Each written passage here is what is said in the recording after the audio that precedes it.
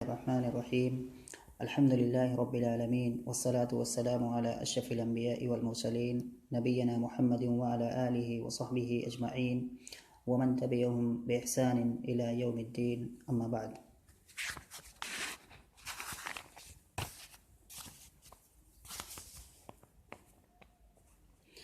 पिछले दर्स के अंदर बातें चल रही थी तरफ़ इब्न अब्द अल-बकरी के मुअल्लक़े के जो आखिरी अशार हैं उनके ताल्लुक़ से, और उसके आखिरी अशार को हम पढ़ रहे थे। सबसे आखिरी शेर जिसके बारे में बात चल रही थी वो ये शेर था, लअम्रुका मल अय्यामु इल्ला मुआरतुन, लअम्रुका मल अय्यामु इल्ला मुआरतुन फमस्तअत मिन मअरूफिहा फतज़व्वदी। ये कुछ हिकमत वाले अशार हैं जिनके अंदर हिकमत भरी बातें जो है तरफ़ा कह रहा है शायर जो कि है। उसके बाद आगे शायर एक और बात कह रहा है जो कि काफ़ी अहम बात है कि अनिल मर्इ ला तस्अल व अब्सिर क़रीनहु, अनिल मर्इ ला तस्अल व अब्सिर क़रीनहु फ़इन्नल क़रीना बिल मुक़ारिनि मुक़्तदी। अनिल मर्इ ला तस्अल ऐ ला तस्अल अनिल मर्इ, ला तस्अल अनिल मर्इ। तो यहाँ पर जो अनिल मर्इ है ये इसका ताल्लुक़ हो जाएगा ला तस्अल फ़ेल से, यानी कि जार मजरूर ये मुक़द्दम है अपने मुतअल्लिक़ पर। अनिल मर्इ ला तस्अल अनिल मर्इ व अब्सिर क़रीना, व अब्सर युब्सिर इब्सारन का माना होता है देखना, वाज़ेह है ये। क़रीन, यहाँ पर जो क़रीन आया हुआ है क़रीन का माना होता है साथी, क़रीन साथी, और इसकी जमा आएगी क़ुरनाओ। तो वह अब्सिर क़रीनहु फ़इन्नल क़रीना बिल मुक़ारिन, मुक़ारिन यहाँ भी है कि साथ होना, किसी के साथ में होना, ये भी उसी माना में है। तो अल मुक़ारिन का माना भी साथी ही होगा एक तरह से। इसके बाद है मुक़्तदी, इक़्तदा यक़्तदी इक़्तिदाअन, जिसका माना है पैरवी करना। अब इफ्तियाल से है इक़्तदा जो कि असल में है जी, उसमें नहीं जाएंगे। तो मुक़्तदी जो है यहाँ पर ये इसमें फ़ाइल है, बाबे इफ्तियाल से है, जिसका माना हो गया पैरवी करने वाला। शायर कह रहा है यहाँ पर माना क्या हुआ इसका कि ला तस्अल अनिल मर्इ ला तस्अल अनिल मर्इ, तुम आदमी के बारे में मत सवाल करो, व अब्सिर क़रीनहु, बल्कि उसके साथी को देखो, उसके दोस्त को देखो। फ़इन्नल क़रीना बिल मुक़ारिनि मुक़्तदी, क्योंकि एक साथी दूसरे साथी की इक़्तिदा करता है। इसका माना इसमें यह हुआ कि अगर दो लोग हैं या दो लोग हैं जो साथ में रहते हैं, या कोई भी एक आदमी है, अगर उसके बारे में हमें पता लगाना है, उस आदमी के बारे में मालूम करना है कि ये कैसा है, किस नेचर का है, क्या क्या चीज़ें ये पसंद करता है, किस चीज़ की तरफ किस में इसका इंटरेस्ट है, किस में इसकी दिलचस्पी है, ये सारी मालूमात अगर हमें कलेक्ट करनी है तो हमें क्या करना है, इस आदमी के बारे में डायरेक्टली नहीं पूछना है, बल्कि हमें क्या करना है, उसका जो दोस्त है, जिसके साथ वो उठता बैठता है, जो उसका साथी है, उसके बारे में हमें दरियाफ़्त करना है। और उसके बारे में हम पूछ लेंगे तो इसके बारे में ऑटोमेटिक चीज़ें मालूम हो जाएंगी। तो ये कैसे हुआ, तो शायर वगैरह की इस वजह से हुआ क्योंकि दो दोस्त जब होते हैं तो दोनों दोस्त क्या है, उनका जो बहुत सारी चीज़ें उनके अंदर क्या है कामन होती हैं, मुश्तरक होती हैं, तभी उनके दरमियान उसी असास पर, उन्हीं मुश्तरक चीज़ों की बना पर ही उनके यहाँ क्या है दोस्ती होती है। एक आदमी दूसरे आदमी से दोस्ती करता है तो इसके अंदर जो सिफ़ात होंगी वही सिफ़ात उसके अंदर भी होंगी, तभी क्या है वो उससे दोस्ती करेगा। तो कहने का मतलब ये है कि दोस्तों के दरमियान क्या है चीज़ें, बहुत सारी चीज़ें क्या है कामन होती हैं, मुश्तरक होती हैं, एक ही जैसी होती हैं। तो एक के बारे में अगर हमने जान लिया तो हम उसी से अंदाज़ा लगा सकते हैं कि दूसरे के बारे में, दूसरे के अंदर भी यही चीज़ पाई जा रही होगी। तो यही शायर कह रहा है कि अनिल मर्इ ला तस्अल, तुम आदमी के बारे में मत सवाल करो बल्कि उसके साथी को देखो, व अब्सिर क़रीनहु, और तुम आदमी के बारे में मत सवाल करो और उसके साथी को देखो। ऐसा क्यों करना है, कह रहा कि फ़इन्नल क़रीना बिल मुक़ारिनि मुक़्तदी, यहाँ पर फ़इन्नल क़रीना बिल मुक़ारिनि मुक़्तदी, फ़इन्नल क़रीना मुक़्तदिन बिल मुक़ारिन, मुक़्तदिन बिल मुक़ारिन। तो ये बिल मुक़ारिन जो यहाँ पर है ये इसका ताल्लुक़ किसी मुक़्तदी से हो जाएगा जो बाद में है। तो क्योंकि एक साथी या एक दोस्त दूसरे दोस्त की इक़्तिदा करता है, उसकी पैरवी करता है। यहाँ पे जो मुक़्तदी है, यहाँ इसके बारे में ये चीज़ है कि यहाँ जो अगर इस तरह से कहीं अलग लिखा जाए ये कलमा, इस शेर के अलावा कहीं और जगह नस्र में लिखा जाए या कहीं भी इसको अलग लिखा जाए तो इस तरह से नहीं लिखा जाएगा। ये यहाँ शेर है, इस वजह से यहाँ पर ये जायज़ है, दुरुस्त है। इसको कहते हैं अज़रूरतुश शेरिया, अज़रूरातु तुबीहु अल महदूरात। ज़रूरतें क्या है, बहुत सारी मना करदा चीज़ों को जायज़ कर देती हैं। तो ये एक कायदा है, अज़रूरातु तुबीहु अलमहदूरात। तो ऐसे ही यहाँ भी है, यहाँ इसके बारे में लिखने का कायदा ये है कि अगर इस तरह से कोई भी इसम हो जिसके आखिर में या लगी हो, उससे पहले क्या है कसरा हो या लगी, जिससे यहाँ पर है, तो ऐसी सूरत में क्या कहते हैं, जैसे काजी है, मुक्तदी है, हादी हादी है, इस तरह से बहुत सारे कलमात हैं। तो इनके बारे में ये है कि अगर इनके ऊपर क्या है अलिफ लाम हो गए या एक ही ये मुजाफ होंगे, तो ऐसी सूरत में आखिर में जो या है ये मौजूद रहेगी। लेकिन अगर ना तो ये मुजाफ हो और ना ही इनके ऊपर अलिफ लाम हो, तो ऐसी सूरत में हालत रफ़ और हालत जर में वो या गिर जाएगी।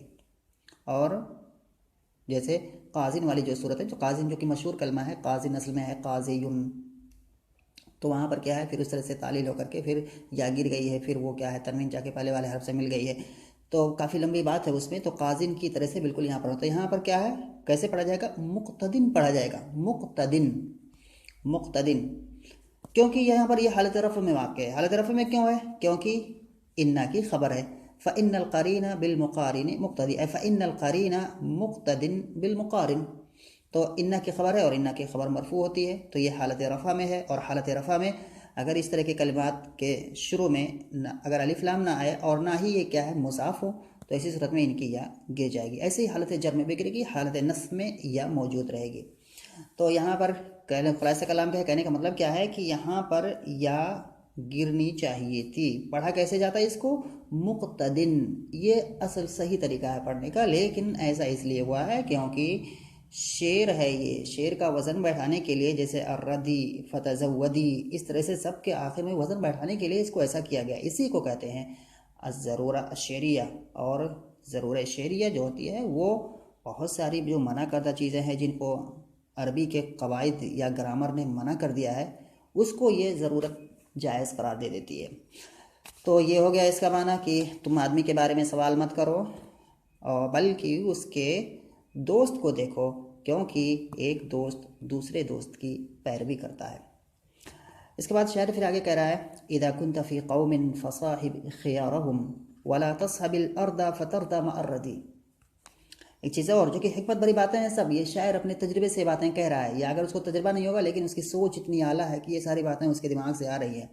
यही चीज़ की तरफा काफ़ी नौजवानी की उम्र ही में क्या है उसकी वफ़ात हो गई थी, उसको मार दिया गया था, लेकिन उसने जो बातें कही हैं ये ऐसा लगता है कि ये कोई बहुत ही ज़्यादा उम्र रसीदा शख्स है, उसने ये बातें कही हुई हैं। तो ये शायर की महारत है, शायर की खूबी है। कह रहे हैं कि इदा कुंत फी कौमिन फसाहिब खियारहुम, अगर तुम किसी कौम के दरमियान में हो, फसाहिब खियारहुम, तो तुम्हें क्या करना है, उनमें से किन लोगों के साथ में रहना है। साहिब युसाहिबु मुसाहबतन, इसका माना होता है सोहबत अख्तियार करना, किसी के साथ उठना बैठना। तो फसाहिब खियारहुम, खियार कहते हैं यानी कि जिससे बेहतरीन लोग होते हैं वो। तो इज़ा कुंत फी कौमिन फसाहिब खियारहुम, जब तुम किसी कौम के अंदर हो तो फसाहिब खियारहुम, तो तुम उस कौम के बेहतरीन लोगों के साथ रो बैठो, उस कौम के बेहतरीन लोगों की सोहबत अख्तियार करो। और आगे क्या करा, वला तस्हबिल अर्दा, साहिबा यसहबु के माना होता है सोहबत अख्तियार करना, किसी के साथ उठना बैठना, वही माना है। वला तस्हबिल अर्दा, और यहाँ पर है रदिया यरदा, रदिया यरदा बाईस समय इसमों से आता है, जिसका माना होता है हलाक होना। अर्दा जो हो जाएगा हलाक होने वाला। वला तस्हबिल अर्दा फतरदा मअर्रदी, फतरदा यहाँ भी क्या है रदिया यरदा, उसी के यहाँ भी जो है रदिया यरदा वही आया है, जैसे मैंने बताया अभी इससे पहले फेल आता है रदिया यरदा, फतरदा मअर्रदी। अर्रदी जो है हलाक होने वाला, यहाँ इसके माना ये भी है अर्रदी। तो वला तस्हबिल अर्दा फतरदा मअर्रदी, और तुम हलाक होने वाले शख्स की सोहबत मत अख्तियार करो, बस जिसकी वजह से तुम क्या है हलाक हो जाओ उस हलाक होने वाले शख्स के साथ में।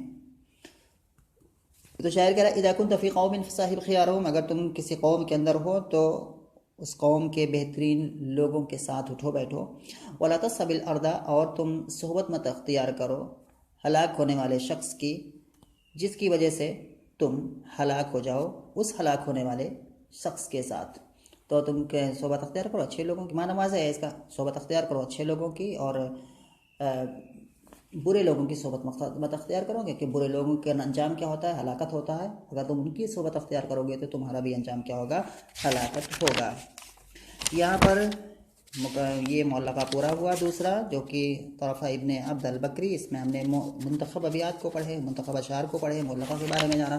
तो तीसरा मौलक़ा है, इस मौलक़े के बारे में हम कुछ बातें जानेंगे। इसमें कुछ अशार मुंतखब पढ़ेंगे और इंशाल्लाह इस तरह से तीनों मौलक़ों के बारे में हमने कुछ न कुछ पढ़ लिया होगा।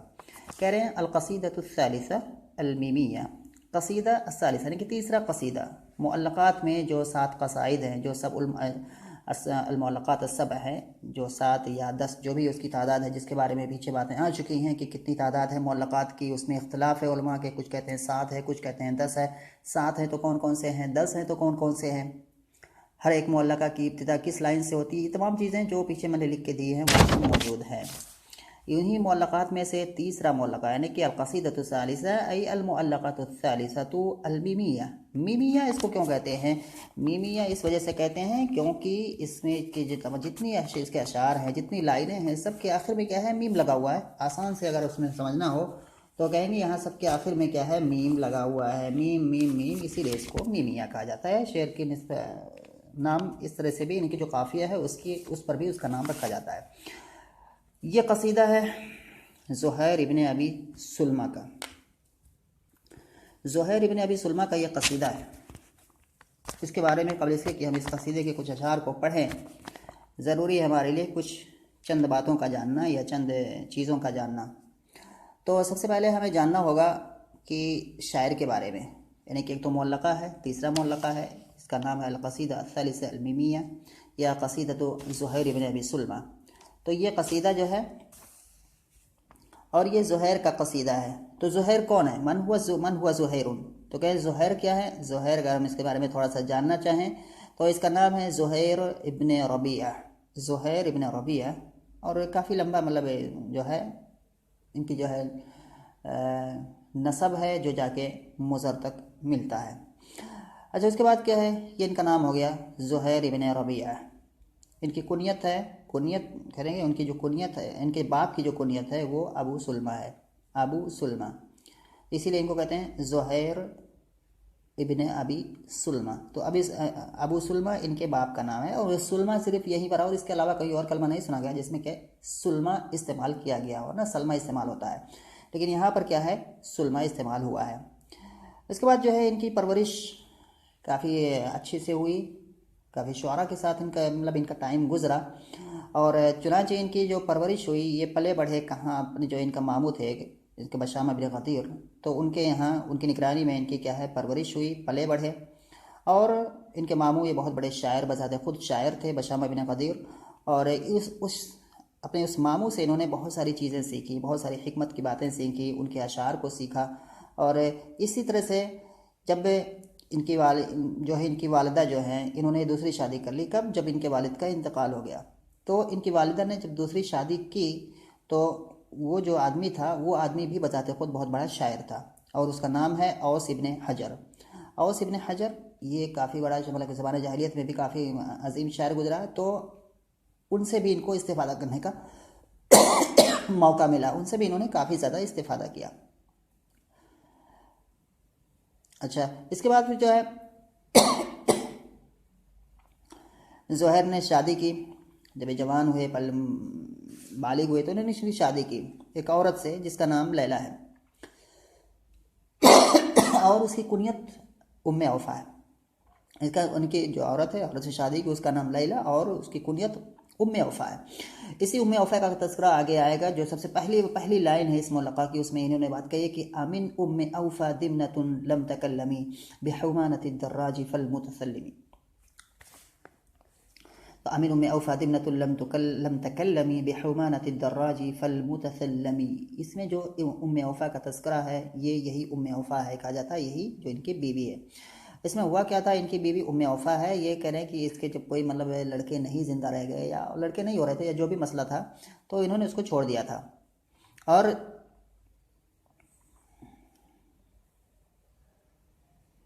उसके बाद इन्होंने क्या है, अपने मामू के यहाँ, अपने जो वहाँ से किसी औरत से शादी कर ली थी और फिर इनके क्या है 2 लड़के हुए जिनका नाम काब और बुजैर है। और इन्होंने उम्मे वफ़ा को छोड़ दिया था, ज़ुहैर ने उम्मे वफ़ा को तर्क कर दिया था, उसको छोड़ दिया था, लेकिन क्या है उनके दिल से वो नहीं गई थी, उनके दिल में क्या है वो अभी भी मौजूद थी। चुनांचे ये 20 साल के बाद उसके पास आए और उससे रिक्वेस्ट की, लेकिन उस औरत ने रिक्वेस्ट की मतलब चलो फिर दूसरा दोबारा जो है उससे मुराजा किया, लेकिन उसने क्या है इनकार कर दिया। ज़ुहैर ये उन शुअरा में से जिन्होंने काफ़ी लंबी उम्र पाई है, चुनांचे इनके बारे में कि इन्होंने तकरीबन 90 साल तक इन्होंने क्या है इनकी ज़िंदगी पाई, 90 साल तक ये जिए, यहाँ तक कि इनकी वफ़ात हो गई अल्लाह के रसूल सल्लल्लाहु अलैहि वसल्लम की बेइज्जत से कुछ साल पहले। ये ज़ुहैर के बारे में है। अच्छा, ज़ुहैर के बारे में एक चीज़ और है कि ये ज़ुहैर जो है, जैसा कि अभी कुछ बातें आ चुकी हैं कि ये शेरी ख़ानदान से थे, इनका मतलब ताल्लुक़ जिधर भी आगे पीछे जहाँ भी देखें सब शुअरा ही शुअरा थे। चुनांचे इनके जो मामू थे बशाम बिन ख़तीब, जैसा कि अभी बात आई, वो काफ़ी बड़े शायर थे। ऐसे ही इनकी वालिदा ने जो दूसरी शादी की तो वो जो आदमी था औस इब्न हजर, वो भी शायर था, उससे भी इन्होंने इस्तेफ़ादा किया। ऐसे ज़ुहैर ये भी बजाते खुद बहुत बड़े शायर थे निकले। इनकी दोनों बहनें खंसा और सलमा, ये भी दोनों काफ़ी बुलंद पाया शायरात गुजरी हैं। इनके लड़के काब और बुजैर ये भी दोनों बहुत बड़े शायर गुजरे हैं। इनके पोते वो भी शायर। तो इस तरह से पूरा क्या है इनका ख़ानदान है शायर ही शायर, जिधर देखें शायर ही शायर, और ऐसा बहुत कम ही घरानों में होता है। और काब इब्न ज़ुहैर, वही काब इनके जो लड़के हैं काब, जिनका एक मशहूर सा कसीदा है जिसको नाम बुर्दा है, और उसको जो है काब जिसकी पहली लाइन है बानत सुआदु फ़क़ल बिल यौम मतबूलु मुतय्यमुन इस्रहा लम युफ़द मकबूलु। इस शेर के अंदर काब इब्न ज़ुहैर ने अल्लाह के रसूल सल्लल्लाहु अलैहि वसल्लम की तारीफ़ की है। अरबी अदब के अंदर ये कसीदा काफ़ी मशहूर है, हर कोई इसको पढ़ता है, इसको याद करता है, इसको समझने की कोशिश करता है, क्योंकि बहुत ही बड़ा बहुत ही ज़बरदस्त अदबी शेर है ये। तो ये काब जो है इन्हीं ज़ुहैर के लड़के हैं। ये तो इस तरह से ये शेरी घराना मतलब इनका ठहरा, इनका मतलब, और इसी वजह से इनके क्या है ये ज़बरदस्त शायर भी हुए, बहुत बड़े बुलंद पाया शायर भी हुए। और इनकी शायरी की खसूसियत ये है कि इनकी शायरी में कोई बेहुदा चीज़ नहीं है, फहाशी नहीं है, ऐसे ही ये बेजा किसी की तारीफ़ नहीं करते हैं। ये तमाम औसाफ इनके शेर के अंदर मौजूद है। इनके अंदर शेर के अंदर कोई बहुत ज़्यादा गरीब अल्फाज नहीं है, ग़राबत नहीं है, पेचीदगी नहीं है, तमाम चीज़ें इनसे क्या है खाली है। इसीलिए हज़रत उमर रज़ियल्लाहु ताला अन्हु इनको शाइरुश्शुअरा के लक़ब से नवाजते थे। और जब उनसे पूछा गया कि आप उनको शाइरुश्शुअरा क्यों कहते हैं, तो इसलिए कह रहे हैं कि ये जब तारीफ़ करते हैं तो बहुत सच्ची तारीफ़ करते हैं। इनके इशार में के अंदर फहाशी और बेहूदगी ये सारी चीज़ें नहीं होती हैं, काफ़ी साफ़ शफ़ाफ़ और साफ़ सुथरे इनके अशार होते हैं, इनकी शायरी होती है। और ये उन शुअरा में इनका शुमार होता है, ज़ुहैर इब्न अबी सुलमा का उन शुअरा में से शुमार होता है जो शुअरा अपने अशार पर क्या है काफ़ी ज़्यादा उन अशार के साथ काफ़ी ज़्यादा एहतमाम करते थे। ऐसा नहीं कि शेर कहा और फ़ैरन ही उसको आम कर दिया, उसको नशर कर दिया, ऐसा नहीं होता था, काफ़ी वक्त उसमें गुजारते थे। और इसीलिए इनके जो कसाइद हैं, इनके जो लंबे लंबे कसाइद हैं, उसको हौलियात कहा जाता है। हौल की तरफ निस्बत है, हौल, और हौल क्या होता है, साल होता है, क्योंकि ये अपने किसी भी कसीदे को लोगों में आम करने से पहले उस कसीदे के साथ तकरीबन 1 साल टाइम गुजारते थे।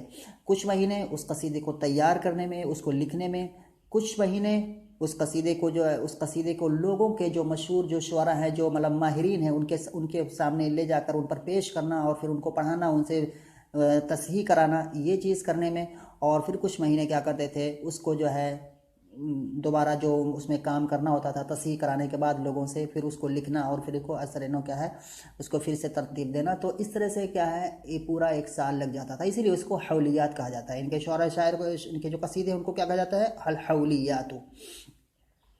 और इसी वजह से ये जो इतनी तहजीब और तरतीब का अहतमाम करते थे, इसीलिए क्या है इनके कसाइद काफ़ी उम्दा होकर के निकले हैं।